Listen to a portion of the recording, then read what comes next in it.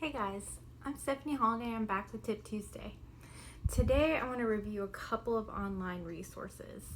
First, we have the Toolkits by Autism Speaks. These toolkits cover a range of topics from the first 100 days after diagnosis to puberty to diet and sleep routines.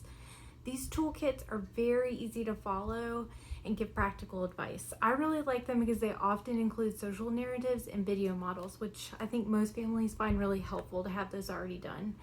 Second, we have the Autism Internet modules, or the AIM modules, developed by the Ohio Center for Autism and Low Incidence Disorders, aka OCALI.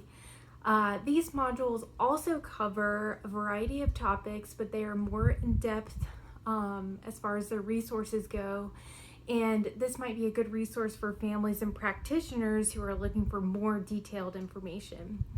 And then lastly, we have the AFFIRM modules developed by the National Professional Development Center on Autism Disorders. These modules focus on evidence-based practices such as functional communication training.